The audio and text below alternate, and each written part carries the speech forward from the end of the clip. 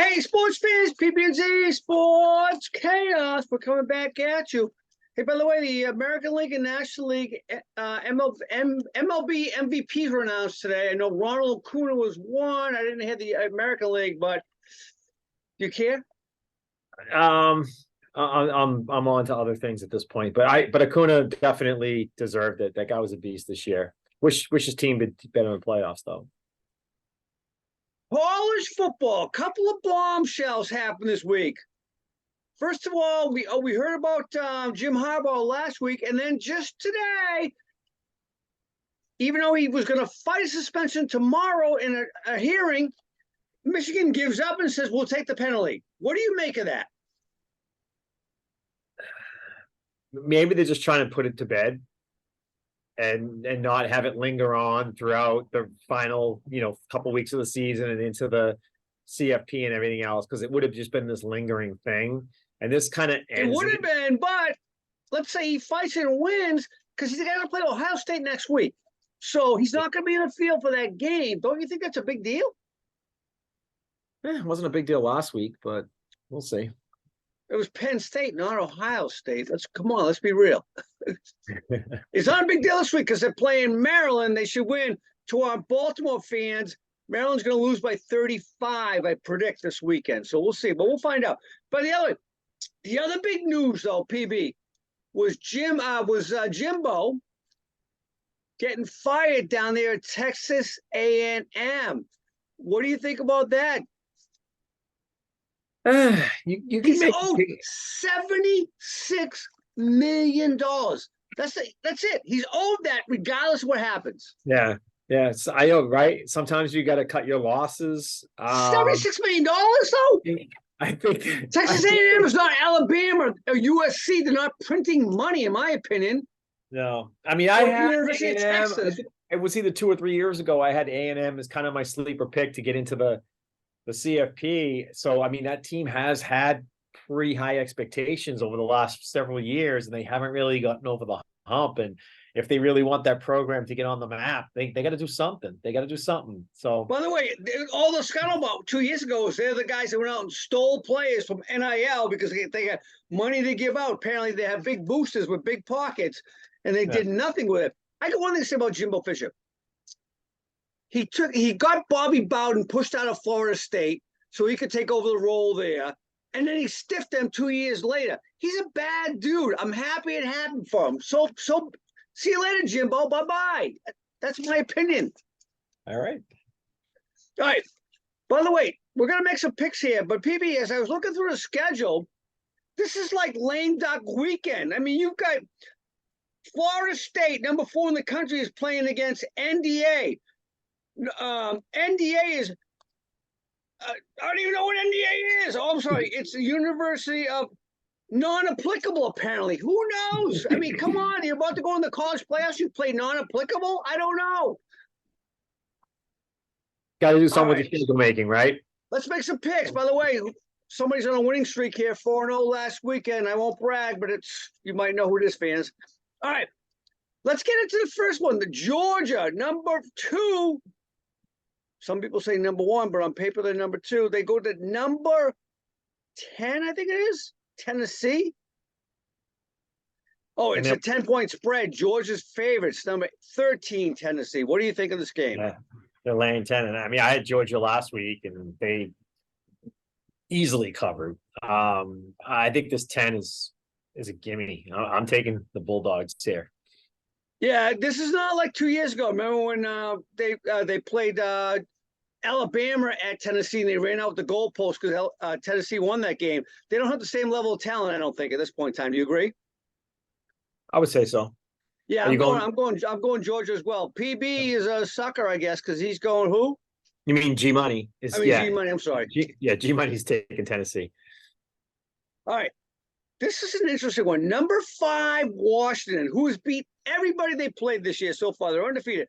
They go to number 12, Oregon State. Oregon State's having a good year. They are number 12 in the country. Not as talented as Washington, in my opinion, but they do have DJ Ugliara, DJU, as we were calling him a couple of years ago. 2.5-point favorites over the Beavers. What do you think? Yeah. Actually, no, I think the Beavs are favored by 2.5. That's what I said. The Beavers are favored by 2.5. Oh, yeah. I'm going to take the points. I mean, Washington's like you said, they're the better team, better roster, better both sides of the ball. I'm going to take Washington. Done.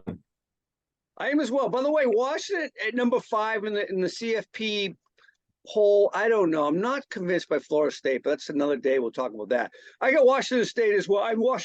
Washington should be, but Oregon State. Pete G Money's taking them.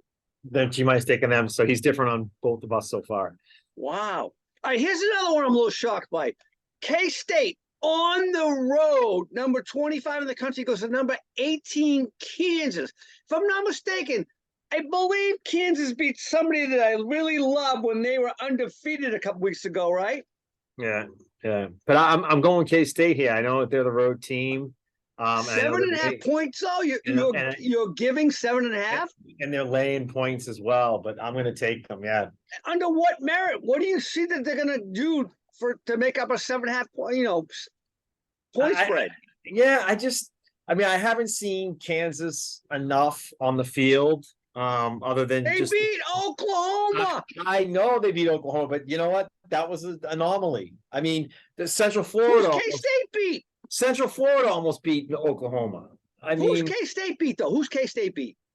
I got Sister Mary of the Poor, the belligerent of the blind. I mean, come on, give me a break.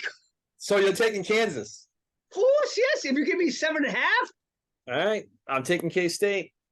All right, it looks like I'm going 4-0 again. All right, Utah, number 15, goes to number 21, Arizona. This was another one shocking me. Arizona's a 1-point favorite in this game. Who do you think here? Yeah, I'm taking Utah. I know that gives me all 4 road teams this week, and I've been getting screwed by road teams all year long. So I'm not expecting myself to have a good week here, but I can't go against these road teams right now. I think they're the better teams. So I'm taking Utah. Give me the point. By the way, G Money had who did he have? He had Kansas along with you. All right. Yep. And who's he got in this game? He's got Arizona here. I got Utah. I'm with you. Utah has a better defense. I think defense wins. All right. We'll see. All right. Let's talk a little NFL. So some big news in the NFL this week, which is should the Patriots fire Bill? Oh, no. All right. Should they start Mac Jones ever again? Man, I've been watching videos on Instagram of people burning their Mac Jones jerseys. I mean, this thing's getting out of hand. I mean, I think you got a short leash, obviously, in the whole Boston, sports world. Like you gotta put up or shut up. So Mac Jones made some really bad plays last week. Obviously, they didn't score a touchdown against Indianapolis, which is an okay football team. I think it's time. I think the time's coming right now for Kraft to kind of implode this whole operation and just figure out something different because nothing's working. And you know what? If you start, what are you gonna do? Start Zappy? I mean, maybe hopefully they get someone in the draft next year. But if you can't really have a supporting cast of a good offensive line and some good pass catches around any quarterback, it's going to be a recipe for disaster anyway. So this team's got a lot of work to do. A lot of work. A ton of work. Hey, by the way, I liked Zappy last year. Believe it or not, he's the only guy that played well under Patricia. But I would start Will Grier if I'm going to make a change. And there you go. Here's the other big news. Mr. $230 million guaranteed is once again unavailable for the Cleveland Browns. I know he pulled off a big win last week, coming back from 14 points behind to beat the Ravens, but Deshaun is out once again. He's going to miss the rest of the year, and I think if I'm not mistaken, the metrics are with the rest of the games he'll miss, he'll have played 14 and missed 34 in his career with the Browns. Is this the single biggest, and I won't even say NFL, but the single biggest bust in sports history, given it's a $230 million guarantee? Yeah, I mean, right. He became at the time the highest paid quarterback in the league with and guaranteed every dollar without having played for 2 years. I mean, that the whole thing is just mind boggling to me. And the interesting thing is they're not even going to TJ Walker, they're going right down to DTR for this start. Dorian Thompson, right? He's Yeah. going to get the start for Cleveland. So, who I think had in his NFL debut earlier this year had 3 interceptions in his first game. So, man, this could be a rough road for Cleveland. Luckily, the defense is pretty good. They have a very good defense. We're going to talk about them when we make a pick here in a few minutes. All right, here's a question for you. As bad as the Pats are, as bad as they are right now, there's a team playing in New York who has lost 2 games to a divisional opponent by 89-17 this year. Are the Giants the worst team in football? Don't forget the Cardinals were, but they did not have Kyler. He came back and played a great game. They won last week, Cardinals. So I got to say, right now, in my opinion, the Giants, they're fully healthy. They're the worst team in football. Yeah, I mean, you might have to put the Panthers in that conversation as well. But they have a rookie quarterback. I can't, you know what? I got to give them a little bit. Yeah. The Giants have a quarterback they just signed for $240 million this past offseason. Yeah, right. And that's where you start to wonder, like, right now you look at the Patriots, at least they didn't make that mistake, right? And pay their Jones correct the same contract, right? Because when he made the playoffs his first year, they could have went out and redid his contract earlier, but they didn't. And I think that's going to help the Patriots because they don't have money tied up. So when they get a high pick next year, they'll have an easy decision to make, I think, in terms of picking a franchise type quarterback. Whereas the Giants have to say, wait a second, we got all this money tied up with Daniel Jones. Maybe we should build around that. Maybe we draft a high-end receiver. Maybe we draft Marvin Harrison Jr. Or, maybe they draft an offensive lineman or something. But they're gonna have more of a mentality of let's build around Daniel Jones because of the investment versus the Patriots who can kind of freewheel and not have to worry about that stuff. So, but to answer your question, they're right up there. I mean, it's the Patriots, the Giants, and the Panthers to me right now are the 3 worst teams in the league. All right, by the way, more stunning loss last week. The Browns coming back for 14 to beat Ravens, or the Texans beating the Bengals. Well, if I'm not mistaken, you called them the best team in the NFL as of right now last week? No, I did not. I had Chiefs as the best team in the NFL. Oh, you had the Bengals second. That's right. I might have had the Bengals second. Yeah. And we'll see what they do tonight. I mean, I like them tonight to beat Baltimore. I still think they're, just like you didn't have San Francisco even in your top 5, and I had them as my still ranked 3rd, and they went into Jacksonville and annihilated them. I think when the chips are on the table and you look at the team and you look at both sides of the football, I still think Cincinnati has the potential to go through the playoffs and win playoff games and make it to the Super Bowl. I think San Francisco does. Don't forget, if they make the playoffs, the AFC North right now is the best division in football. The only one with every team over 500. That's a long road to overcome for the Bengals.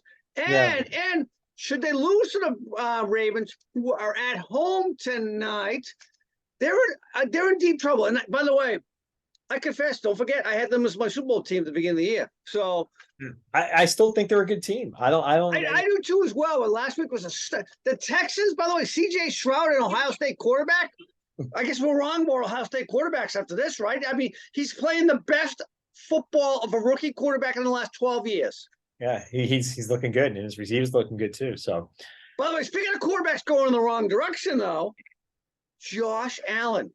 Hello. Most turnovers in football since 2018.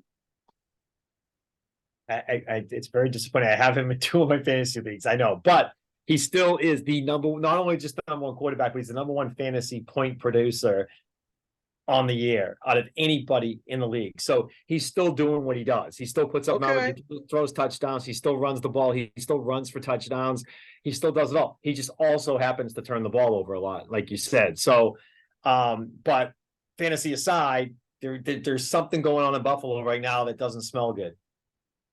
No, and by the way, they just fired their offensive coordinator, right? In the summer, they fired the defensive coordinator last spring, Leslie Frazier. Now they fire Ken Dorsey. This smells like, and we're going to make we have a little segment coming up, fans, little heads up here. We're going to pick 5 names in the NFL that should be fired at the end of the season in the coaching positions. And guess what? I smell a McDermott firing. All right. So, hey, PB, before we get to that, I got a question for you. This is a little teaser going into this next segue about who should get fired. Bill Belichick is chasing records this year, correct? Yes, he's all-time winningest coach. He won't make that. Schuler at 347, but he has a very good shot. Listen to this. The all-time losingest coach, 165 losses. Dan Reeves and Jeff Fisher. Guess where Bill is? 160. And if you look at his schedule coming up, he's got 7 games that I see as all losses. He takes the record. He finally gets a record in all-time coaching. There he is. All-time losing. Can you imagine that? The greatest coach of all time, as people call him, is going to be the all-time losingest coach in NFL history. Yeah. How does that compute?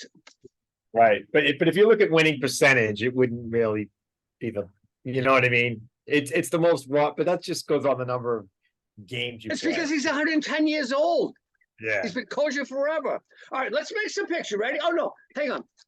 So speaking of coaches, 5 coaches in the NFL who won't be here in their position next year. What do you got? Well, I have some of the coaches on some of the teams we just talked about, but I'll make it easy for you. It's Sean McDermott of the Bills, out. It's Brendan Staley of the Chargers, G-Money Super Bowl team, out. I got him. It's Brian Dable of the Giants. I got him. Immature coach in football. Everybody's wrong but him, out. I got It's him. the Bears, Matt Eberflus. He keeps changing quarterbacks out. He's killed Justin Fields. Again, Ohio State quarterback, maybe he's not that good, but I think he's killing him. And the all-time losingest coach after this year, Bill Belichick, out. What do you got? I agree with all those. The only one I had different was Arthur Smith. I think he survives. The only reason I just don't think he's utilizing the talent he has on that team properly. I mean, doesn't have a quarterback though. True.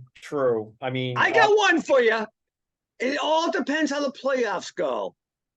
If he's one and done, he might be in the Lone Star State. Who is it? McCarthy. If he loses one game in the playoff, first game in the playoffs, he's done, I think. Okay. All right. All right, let's make a couple picks. We ready to make some picks? Gotcha. All right, we talked about that. And AFC North, Steelers go to the Browns. Browns have no quarterback, apparently. Oh, they have DRT, but what do you think? I thought long and hard about this one. And at the end of the day, I just don't think Pittsburgh's offense is connecting the way they should be or can. And I'm not impressed with all what the pick is playing. I think Cleveland defense alone wins this game for them. I'm going to take the Browns. I'm not expecting to be high scoring. It's probably going to be a sloppy, low scoring game, but at the end, it's going to be, like a 16-10 kind of win for Cleveland. I'm the opposite way around. And by the way, Pittsburgh has a better defense than Cleveland, so I get Pittsburgh winning that thing 16-10. Wow, we have the same score, huh? That's Yes. interesting. G-Money also has Pittsburgh. All right.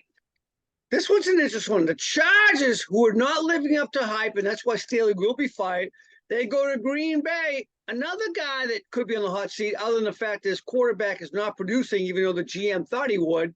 What do you think of LA Chargers against Green Bay? Yeah, and Green Bay is kind of hard to figure out. You think they have some talent. I know their receivers are young. Love's still trying to get his feet under him and figure things out there, but they have moments where they look like they can bring it all together. But I think the Chargers, they're still like fighting for their playoff lives, if you will, at this point in time. Roster's better. They're going on the road. It's not super cold yet up in Green Bay, fortunately for them. So I'm going to lean towards the Chargers on this one. By the way, I did look at the 5-day forecast in Green Bay before I made my pick. You're correct. The weather's not going to be bad. I got the Chargers winning that game. What's G-Money got? G-Money has the Chargers as well. Hey, all right. Speaking of Green Bay, next weekend or next Thursday on Thanksgiving, they play Detroit in Detroit, who host every year, along with the Cowboys. Detroit plays Chicago. Justin Fields is coming back. FYI, Justin Fields ran for 279 yards against Detroit last year, and they split, I believe. this is going to be an interesting game. Detroit should crush these guys, but I think it's going to be closer because they may be looking ahead to Thanksgiving. What do you think? Yeah, and it's a divisional game, and you have that whole hype of Fields coming back and all that good stuff. I'm not sure if Herbert's going to get activated off the injured reserve list by that game. But I really love the way Jahmyr Gibbs is coming on right now. Montgomery, obviously, he came back from his rib injury. He's looking pretty good.